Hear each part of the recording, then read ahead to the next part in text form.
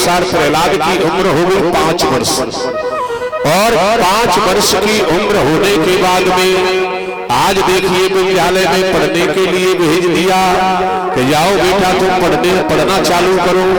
अब आगे बढ़ने से पहले थोड़ा सा और समझो। प्रेमी भागवत पुराण के अनुसार मैं श्रवण करा रहा हूं 5 वर्ष की उम्र में प्रहलाद विद्यालय में पढ़ने के लिए गए और आगे 10वें स्कंद में कथा आएगी कि भगवान कन्हैया 4 वर्ष की ओरिजिनल उम्र रही तो गोकुल में रही और 4 वर्ष की उम्र जब पूरी हो गई तो गोकुल को छोड़ दिया, वृंदावन में पहुंच गए। इसका भाव क्या है?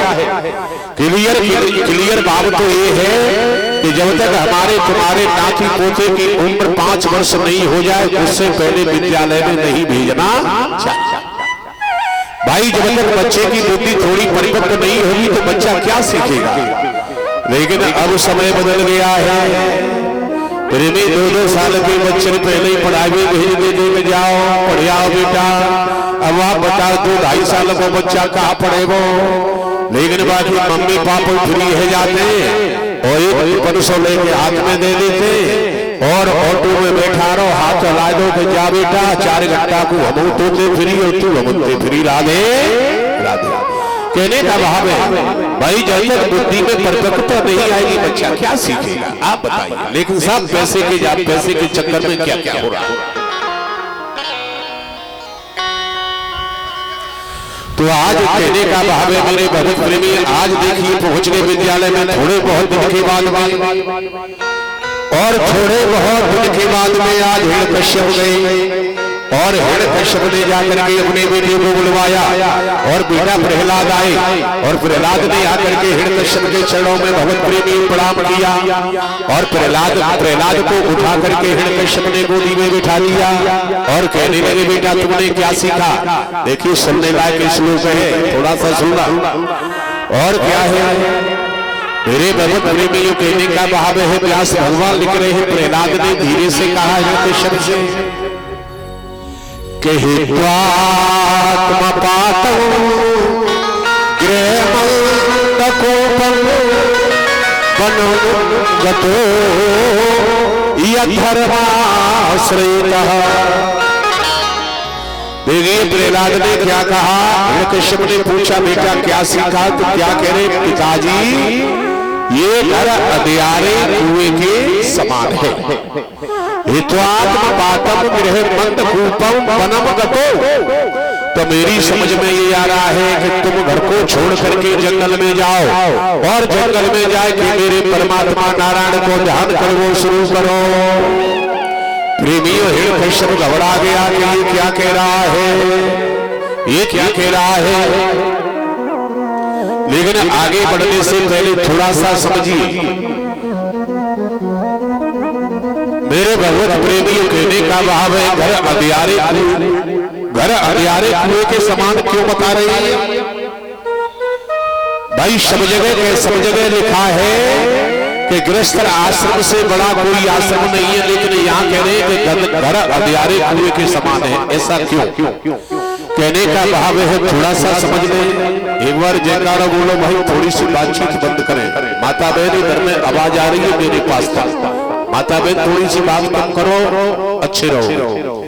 बोलो गोविंद भगवान की जय हो। बोलो वृंदावन बिहारी लाल की जय हो। प्रेमी ये क्यों कहा है कि हित्वात्मपातं गृहमन्दकोपं। कहने का भाव है भगवत प्रेमी समझिए तुम्हारे बाबा या मेरे बाबा प्रेमी हर बाबा पर बाबा पहले यही चाहते थे कि हमारे बेटा हो जाए, बेटा हो गया फिर कहते हैं थोड़ा पढ़ लिख जाए, फिर चाहते हैं कि जाकी शादी है जाए और शादी होने के बाद में फिर कहते हैं कि एक नाती हो जाए और नाती है कि फिर थोड़ा बड़ो है जाए, फिर पढ़ लिख जाए। कोई कहते हैं इंजीनियर बन जाए, कोई कहता है डॉक्टर बन जाए। कहने का भाव है दुनिया में कोई ऐसे माता पिता है, हर माता पिता चाह रहा है कि मेरा बेटा इंजीनियर हो जाए, मेरा बेटा डॉक्टर हो जाए, मेरा बेटा मास्टर हो जाए, पर दुनिया में कोई ऐसे माता पिता है जो ये कहे कि मेरा बेटा भगवान का भक्त हो जाए। प्रेमी तो कहने का भाव है यही मामला चलता रहा है और इसी कुआं में हम तो सब गिरते चले जा रहे हैं। अपना कल्याण कोई नहीं करना चाह रहा और कोई चाहे बाई चांस भगवान की कृपा हो वो घर छोड़ के चला जाए, फिर देखो घरवाली क्या कहती है, तुम्हारे बिना मैं मर जाऊंगी। प्रेमी पिताजी कह रहे हैं कि हम बेटा तेरे बिना मर जाएंगे, मैया कह रही है कि तेरे बिना हम मर जाएंगे, लेकिन कोई न मरा और न मरेगा।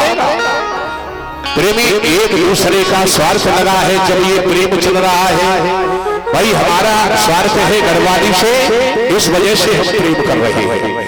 प्रेमियों, घरवाली का हमसे तुमसे स्वार्थ है, इस वजह से प्रेम कर रही है। बेटों का हमसे स्वार्थ है, इस वजह से प्रेम कर रही है। और जिस दिन स्वार्थ समाप्त हो जाएगा उसी दिन नाता समाप्त। क्योंकि तुलसीदास बाबा की एक एक चौपाई मूल मंत्र है और बाबा ने क्या कहा है कि हमारी तुम्हारी तो छोड़ दो। बाबा ने तो क्लियर कह दिया है कि सुर नर मोने सब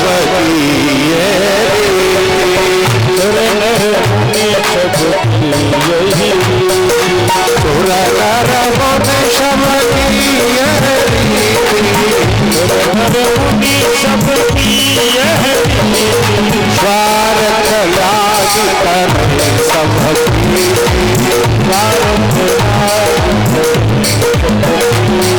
स्वार्थ लाग करे सबकी,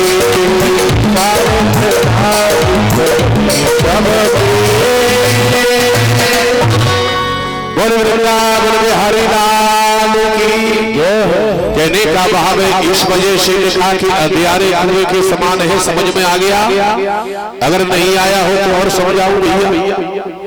कहने का भाव ऐसे समझो, प्रेमियों, चार सूरदास कहे या सूरा, प्रेमी बिल्कुल ब्लाइंड में अंधे आदमी, लेकिन वो आंखों से अंधे होते हैं, चतुर चालाक बहुत होते हैं। प्रेमी डंडे के सहारे से चलते हैं सूरदास। तो एक बार चार सूरदास जा रहे थे। प्रेमियों, चार सूरदास जा रहे थे। अगले वाला सूरा जो चौथे नंबर का है वो आगे है और जैसे ही ये लकड़ी टेक करके जा रहे हैं, अचानक ही रास्ते में एक कुआं मिल गया और जो डंडा टिकाया धम से पहला सूरा कुआं में चला। प्रेमियों, जो तीन सूरदास पीछे थे वो एकदम सतर्क हो गए कि भैया ये धमकी सी आवाज कैसे आई, और चौथे वाले से कह रहे हैं कि लाला तू सावधान है कि मैं तो बढ़िया हूं। तो भैया ये रास्ता कैसी है कि बहुत अच्छी है। और कहने लगा चौथे नंबर का सूरा जो कुआं में गिर गया है वो कह रहा है कि रास्ता बहुत बढ़िया है, चले आओ। क्यों? उसने सोचा कि मैं तो कुआं में गिर ही गया, लेकिन ये भी नहीं बचने चाहिए। तीसरे नंबर का सूरा बड़ा धम कुआं में। प्रेमी जो सावधान हो गए, लेकिन फिर दोनों कह रहे हैं कि भैया रास्ता बढ़िया है, चले आओ। फिर दूसरे नंबर का बड़ा भक्त कुआं में। कहने का भाव है चारों दमादम उसी कुआं में गिर गए। इसी तरह से ये अंधियारे कुएं के समान है कि हम तुम सब बस यही चाह रहे हैं कि बेटा हो जाए, पढ़ लिख जाए, नाती हो जाए, कोई जाऊ का ब्याह हो जाए, राधे राधे सब जाई में जाके। बोलो गोविंद भगवान जय हो।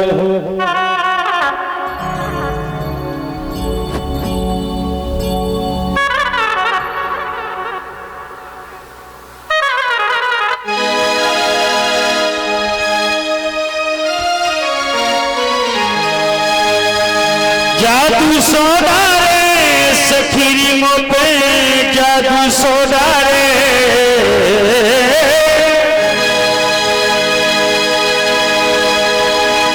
जादू सोडा रे सखीरी मो पे, जादू सोडा रे। श्याम के श्याम के नैना कजरारे